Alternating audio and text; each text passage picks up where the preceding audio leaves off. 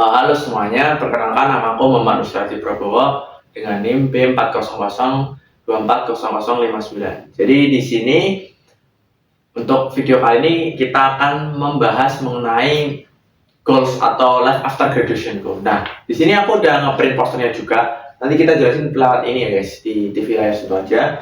Tapi aku juga udah print. Nanti aku share juga ke kalian life after graduation goal mau apa gitu.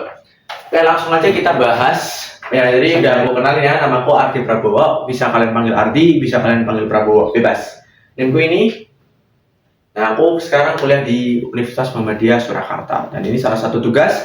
Sekarang aku bikin tugas, sekalian aku masukin ke YouTube juga. Win-win solution. Oh ya, ini juga kalian bisa lihat. Ini fotoku waktu juara 2 di Web3 di UGM. Waktu itu bulan kalau nggak salah Mei guys. Aku juara 2 nggak? Ya, it's okay. Nanti aku juga kirim ini ya, di sertifikatnya aku taruh di ini ya, di video biar kalian tahu juga. Nah, jadi aku di sini mau jelasin gimana sih life after graduation aku ke depannya dan apa aja yang aku akan siapin dan apa aja yang aku hindari gitu. Karena ini sesuai tugas juga. Jadi kita bisa sembari ngasih tugas, sembari aku juga jelasin ke kalian tentang apa yang aku melakukan beberapa tahun yang akan datang. Nah, jadi hal positif 4 tahun ke depan yang akan aku lakukan adalah dalam 4 tahun ke depan, saya ingin menjadi pribadi yang mandiri secara finansial, berilmu, dan berdampak bagi banyak orang, khususnya dalam bidang edukasi keuangan, kripto, dan bisnis digital. Aku atau saya menargetkan penghasilan stabil dari berbagai sumber, personal branding yang kuat, serta komunitas edukasi yang membantu masyarakat memahami keuangan dengan sederhana dan realistis. Jadi itu aku pingin atau aku punya plan gimana caranya ketika aku hidup di dunia ini itu bisa bermanfaat buat orang lain. Nah, yang aku rasa aku suka dan aku jago di sini. Jadi aku bikin komunitas, aku bikin konten dan juga sekalian ya, of course aku earn money gitu. Nah, kita pertama ke dampak positif dulu ya. Dampak positif untuk diriku atau diri saya adalah lebih percaya diri dalam mengambil keputusan dalam kehidupan. Terus yang kedua, tidak bergantung secara finansial pada orang lain. Jadi aku nggak mau terlalu tergantung sama ayah, ibu atau siapapun itu. Aku mau punya financial freedom. Dan aku harus ya, dan saya harus mempersiapkannya. Bebas ya, kalau aku mau ngomong saya nggak apa-apa. Karena ini sekalian tugas dan juga aku post di YouTube. Memiliki arah hidup yang jelas. Jadi aku tuh udah punya plan dan punya visi misi dalam hidup. Jadi nggak ada yang aku merasa bingung gitu, nggak ada. Karena udah tahu apa yang harus lakukan setiap hari.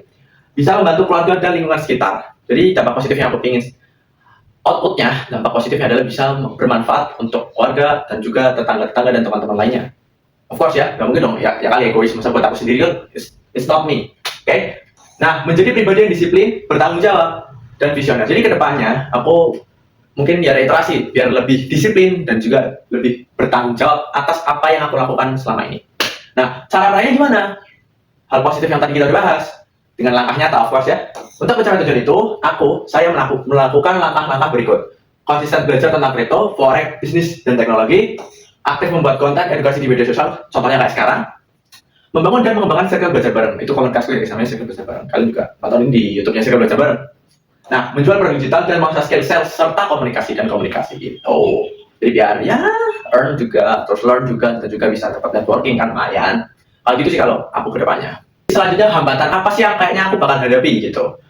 Yang mungkin saya hadapi. Pertama, rasa malas dan menunda. Ini benar-benar menjangkiti hampir banyak orang ya guys ya. Karena rasa malas atau rasa kayak nanti aja deh, itu sering banget ke diriku juga, mungkin ke diri kalian kan. Nah, itu memang hambatan yang bisa bikin kita struggle dan stuck, nggak bisa berkembang lebih baik gitu. Terus yang kedua, overthinking dan membandingkan diri dengan orang lain. Ini paling bahaya guys. Jadi kalian tuh nggak boleh ngebandingin diri ke orang lain. Kalian tuh punya latar belakang masing-masing, berbeda-beda, punya caranya masing-masing, punya hal dan visi misi yang berbeda dengan orang lain. Jadi nggak bisa dibandingin. Dan juga kenapa harus dibandingin? Kan nggak usah. Kalau kita terinspirasi positif itu nggak masalah, tapi kalau membanding-bandingkan itu nggak bagus. Kelelahan mental karena terlalu banyak fokus. Nah, ini aku rasain banget guys. Jadi semakin ribet dan semakin buat kita mempersulit atau memperbanyak pekerjaan, itu justru bikin nggak enak guys. Capek. Tapi ketika kita bisa simpelin pekerjaan itu, of course jadi lebih baik gitu. Kurangnya konsistensi di saat mood turun. Jadi kadang aku juga manusia, aku kadang moodnya naik turun dan ya manusiawi juga ya gitu, cuma itu masih kadang kena ke aku gitu. Nah, terus kita bahas di slide yang sebelah kiri kalian ya, kiri kalian. atau kananku di sini kan. Nah, support systemnya siapa sih? Support systemnya saya tuh ada orang tua dan keluarga, of course. Alhamdulillahnya keluargaku dan ya kakakku, adikku semuanya saling support, walaupun ya like masih bercanda, masih juga ngejek itu wajar lah menurutku, tapi support kok. Mereka support dengan caranya masing-masing. Terus juga pasangan kebetulan juga ya bisa dibilang pasanganku atau pacarku sekarang itu dia suportif banget, jadi aku ngerasa enak bareng dia gitu karena kita sering belajar bareng.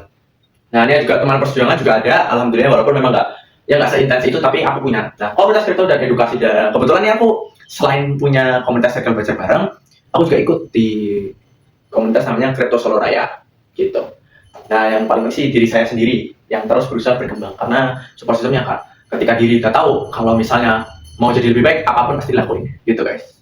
Nah, terus kebiasaan baik yang saya bangun ini masih aku bangun itu adalah belajar setiap hari walau sedikit. Jadi 1% setiap hari itu lebih baik dibandingkan enggak ya guys ya. Gak apa 5 menit, 10 menit. Either kalian belajar tentang kripto, belajar tentang bahasa yang baru, belajar bisa ngomong di depan kamera, itu better dibanding kalian cuma scroll-scroll TikTok. Disiplin terhadap waktu. Nah, ini memang agak susah guys. Tadi kan kita bilang kelemahannya di situ. Cuma ya berjalannya waktu kita lama-lama kalau misalnya sadar itu hal yang penting, kita langsung paham disiplin terhadap waktu gitu. Karena juga dulu waktu OSIS, waktu ikut Taruna Nusantara itu bela negara, jadi waktunya benar-benar disiplin, nggak boleh telat sama sekali. Mencatat progres dan evaluasi diri. Jadi aku catat tuh apa yang aku harus benerin ya, apa yang harus aku lakuin ya untuk tidak melakukan kesalahan sebelumnya.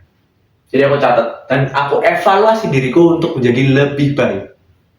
Konsisten walau hasil belum terlihat. Aku hajar aja terus. Kalau misalnya mau kelihatan kayak atau belum, nggak apa-apa. Hajar terus. Karena tahu tubuh terus. Lu cacing naga gitu. Nggak usah takut, nggak usah. Kok aku nggak berkembang ya? Lu baru setahun 2 tahun bos. Lu udah tahu tuh yang lu suka, lu udah tahu tuh yang jago.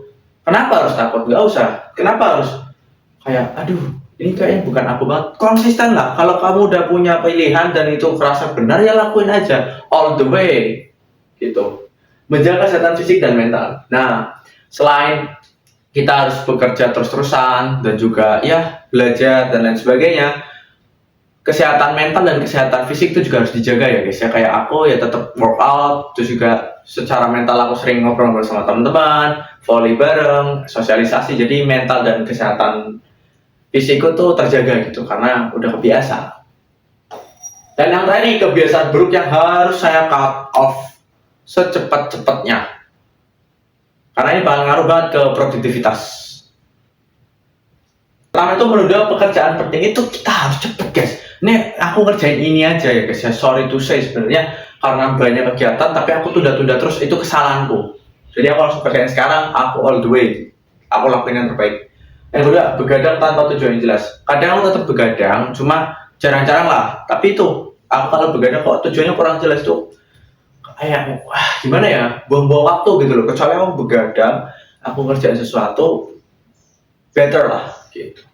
Terlalu lama scroll media sosial, ini paling banyak orang yang merasa kayak gini. Dan aku salah satunya, dan aku harus cut off dikit-dikit aja. Misal yang biasa 2 jam, 3 jam itu dikurangin pakai timer atau juga bisa ditutup aplikasinya. Jadi misal lebih dari 2 jam nanti dia langsung ketutup atau apapun lah dengan cara kalian gitu. Terus yang terakhir itu takut mulai karena gagal. Takut memulai karena takut gagal. Ya, gak usah takut lah. Itu aku awal-awal takut, cuma seiring berjalannya waktu gak apa-apa. Takut itu gak ada. Kalian tuh kalau misalnya ngerasa kok takut, itu sebenarnya cuma imajinasi otak yang ngerasa udah main aman aja. Padahal ya resiko tuh ada dan kegagalan tuh pasti akan terjadi. Tapi ya udah lakuin aja. Kenapa harus takut? Jadi dulu aku sedikit takut karena takut gagal, takut diomongin orang, takut kayak di judgement dan lain sebagainya. Sampai sekarang enggak.